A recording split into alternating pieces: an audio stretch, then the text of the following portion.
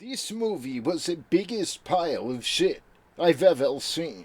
Oh ho ho! The fuck was that? Ladies and gentlemen, it is the world's wokest warrior, primitive-sided, toxic fanboy aligned with the like-minded, Tony Tone Deaf rockin' with you. I want to welcome one and all to the Clown World Review. Big fan of the original Jurassic Park movie. I was lucky enough to see it in theaters back in the early 90s. My wife as well.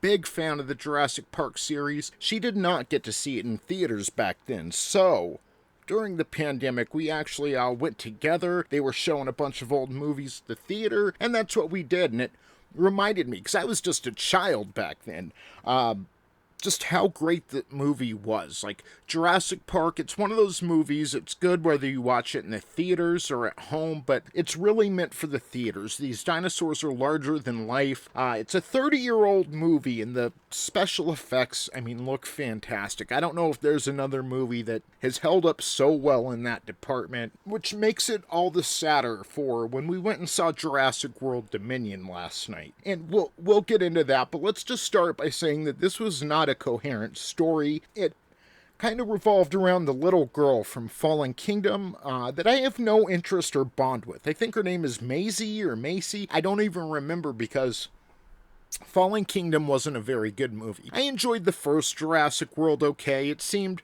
kind of like your average reboot. There were some fun parts, and that's probably my favorite aspect of the Jurassic franchise, is when they're in the actual theme parks and you have the anticipation of when things go wrong. And that's always just seemed like the heart of the Jurassic franchise for me. And when we get outside of that and start dealing with life with dinosaurs rather than the monsters,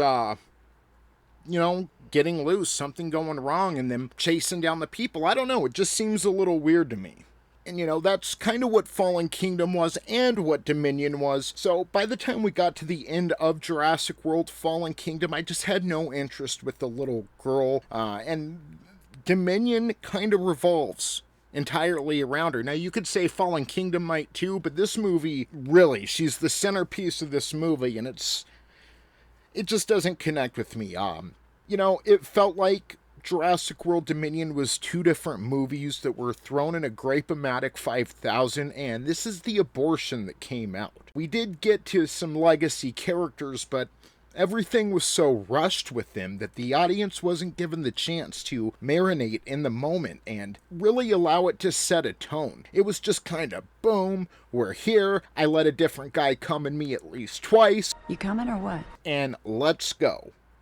One thing the movie offered was the uncertainty of death. Several characters were put in real danger, and with the knowledge of knowing that this was the final movie in the trilogy, you weren't certain if this was their curtain call or not. You can just go back and look at some other franchises, and when they know it's the final movie of the series, they'll go ahead and kill off some characters, and usually beloved characters, leaving you with the less relatable ones, the ones that the audience don't connect with the most, and kind of sucks, you kind of hope a good future for these characters moving forward, even if we won't be there in the cinema to see that future. So when they kill off the people you love, I get it's for reaction, but most times it just kind of doesn't seem worth it. Speaking of characters, most of the legacy characters seemed out of character, some more so than others. Sam Neill, he seemed okay, but he was rushed. And then we have Laura Dern, who did not feel like I was watching Ellie Sattler at all. She felt more like Vice Admiral Quantum Genitals than she did Dr. Sadler, and the same with Jeff Goldblum. It felt like I was watching Jeff Goldblum and not Dr. Ian Malcolm.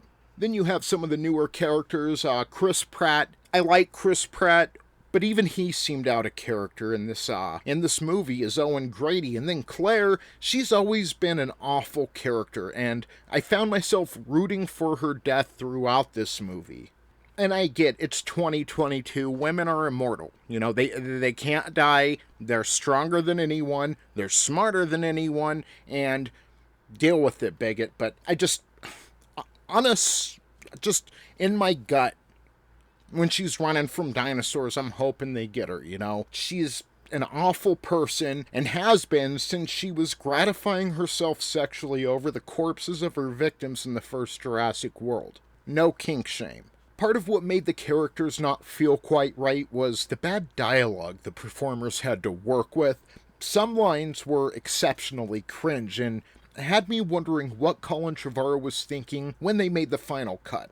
Seriously, this movie quashed any interest I had in what Colin's vision would have been for Star Wars Episode 9. And for those who don't know, yes, Colin Trevorrow was originally scheduled to write and direct the third episode of the sequel trilogy, Star Wars Episode 9. After seeing Rian Johnson's vision of The Last Jedi, he and Kathleen Kennedy decided to part ways, which I can give Colin Trevorrow some respect for that, because he could have just as easily said, hey, but I want my name on a Star Wars film, and bent the knee to them. Now, that's not saying Colin Trevorrow is the greatest director, but, Lucasfilm went ahead and went and got J.J. Abrams to wrap up that trilogy, and I'll say Colin Trevorrow is light years beyond Diet Spielberg over here, J.J. Abrams. So at least he resolves things. At least he doesn't bring up a whole bunch of interesting shit and then walk away. Like, there's nothing worse than somebody that says, hey, guess what?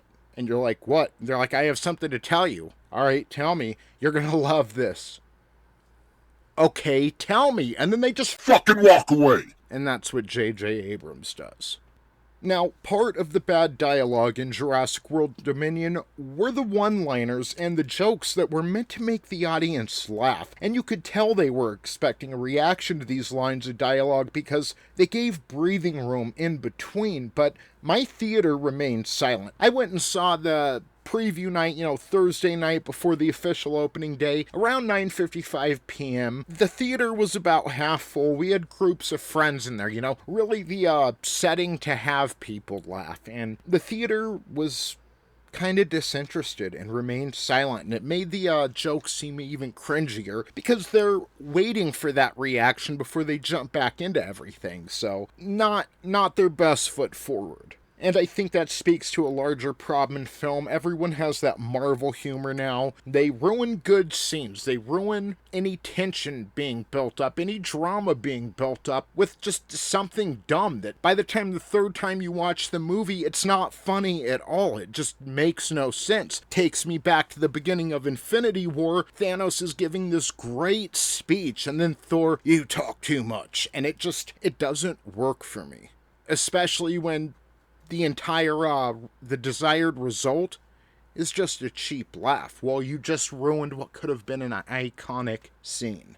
And for some reason, Jurassic World Dominion went ahead and decided to follow in those footsteps. The creative aspects of this film are not only a hindrance, but the technical aspects of this movie were kinda shit as well. Some of the parts of the film, not so bad, but other key scenes in the movie felt like a CW show, specifically Blue's scenes. Now, when Blue was standing there doing nothing, I guess she looked fine, but holy fuck, any movement from this raptor took me out of the story immediately. I mean, it's really cheap CGI, really bad, really noticeable, and with this film being delayed by an entire year, it makes me think that Universal Comcast are very cheap and lazy, qualities that should not thrive in the beloved Jurassic franchise, but seem to thrive in most of the films that reside within, which is just pathetic and heartbreaking.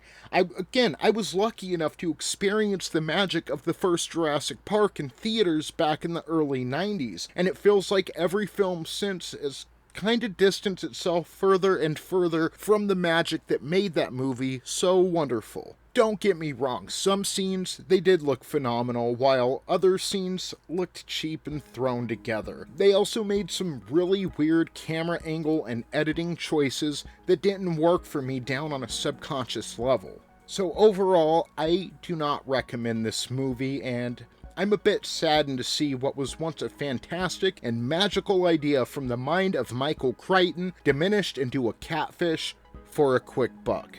The original Jurassic Park film deserves to be on an island of its own, or at the very least, it deserves better films to follow up on its legacy. That's why I give Jurassic World Dominion 2 Grace Randolphs, and I'm being generous. like Star Wars and so many other great and memorable films from a better era of humanity, I suggest audiences go back and watch what made these films so memorable in the first place. Don't give these rebooted, self-important, and self-insistent follow-ups any of your precious time here on Earth, but that's just me. I want to thank you all for watching this non-spoiler review of Jurassic World Dominion, and hey, I'm not saying don't go see the film, I'm just saying I don't recommend it, but you go, you make your own opinion about this film. Maybe I've got it all wrong. As of this recording, they've got an 80% audience score on Rotten Tomatoes, so maybe it's just me. Or maybe humans are just retarded. Check me out every Tuesday night, 8:05 p.m. Eastern Standard Time, 5:05 Pacific, for the Monday Night War Retrospective, the greatest time to be a fan of professional wrestling. We're going through the Monday Night War week for week. Myself, Mr. Etapukuian from Etapukuian's Place to Be Reviews, Mr. Vinny Art, Mr. Tommy and the Guinea Pig Collective, and he doesn't sparkle, but he sure does shine, the Phantom Vampire himself, Angelus Draven. We go through every week of the Monday Night War, breaking down the good stuff. This week, in fact, we've got the infamous Brian Pillman, Stone Cold Steve Austin episode, where Austin shows up to Pillman's house with a gun, and things get crazy. I don't think we've ever seen something like that in professional wrestling since, so it's always fun to relive it, especially going back, everything we know about the industry now and how things would turn out, just being able to go back and take a look, always fun. Also, if you haven't, please let today be the day that you subscribe to the Clown World Review. We've got all kinds of fun stuff going on, all kinds of projects in the works, and yeah, that's about it. So thank you guys, thank you for listening to my non-spoiler review of Jurassic World Dominion. What do you think? Let me know in the comments. Also, follow me on Twitter at TToneDeaf, and we will see you next time. Remember, they are not pop culture, they are agenda, we are pop culture, and I'll see you next time.